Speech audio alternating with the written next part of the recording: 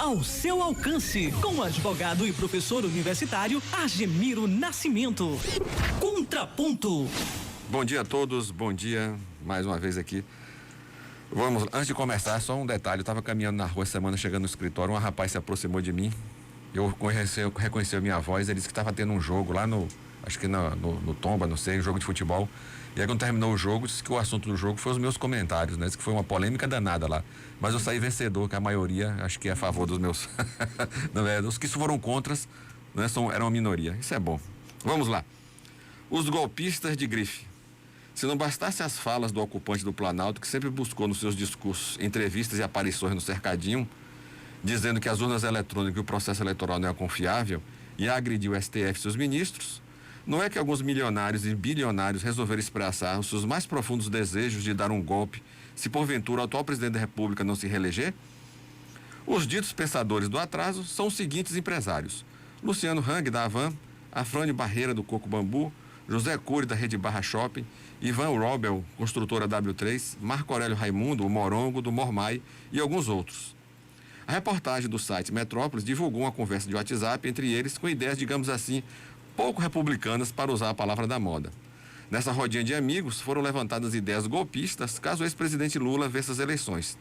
Teve um deles que chegou até a aventar a luta armada, derramamento de sangue e por aí vai.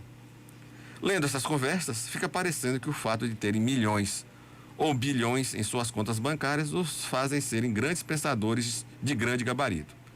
Esse tipo de gente carrega a ideia de que, por terem muita grana, estão num patamar que pode tudo, inclusive depor contra as instituições públicas. Não estou aqui questionando a expertise deles de se tornarem empresários de sucesso. Devem ser bons naquilo que propuseram a empreender, tanto que ficaram ricos. No entanto, quando resolve expressar os seus mais incontidos pensamentos políticos, o que vimos vai de encontro ao sucesso empresarial. Expressa o mais tacanho reacionarismo, recheado da maior ignorância política, levando a crer que nunca leram nada a respeito. Enfim, representam a clássica situação de ter muito dinheiro e nada de interessante nas ideias. Existe um grupo de bem situados financeiramente que o exercício da política é a vontade do mais forte, nada mais ignorante. O que se pode deduzir da conversa é o completo desconhecimento das instituições públicas e do texto constitucional. Essa gente acha que o mundo deve ser o que eles pensam. Afinal, por terem conquistado sucesso financeiro, se dão o direito de consertar o mundo segundo sua visão distorcida dos fatos e da política.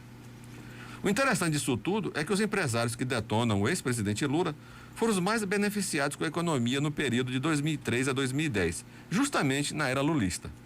A economia cresceu, em média, 4,8% ao ano, segundo dados do Banco Mundial. Em 2009, o crescimento da economia foi 7,5%.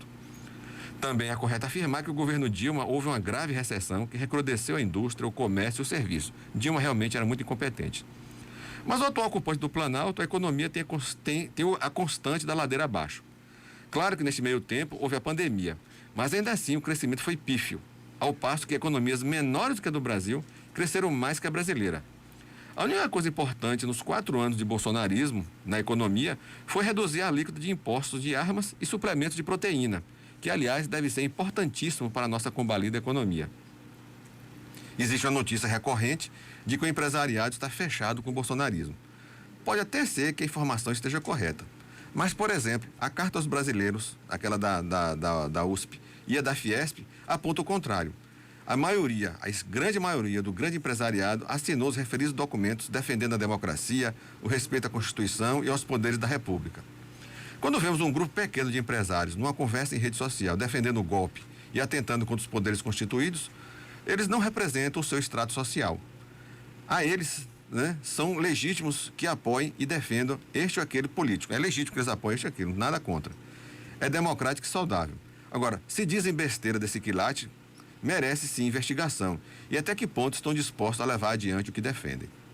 A despeito de tudo isso, sim, existe um grupo de pessoas das mais diferenciadas categorias da sociedade que defende o pior estado de coisas. Não aceitam a divergência de opinião e política. Pensam que todos aqueles que não comungam com seus valores são comunistas. Eles nem sabem o que significa.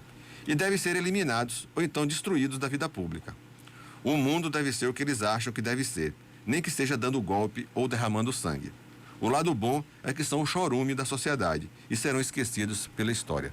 Um bom dia a todos e até a próxima quarta-feira. Contraponto. O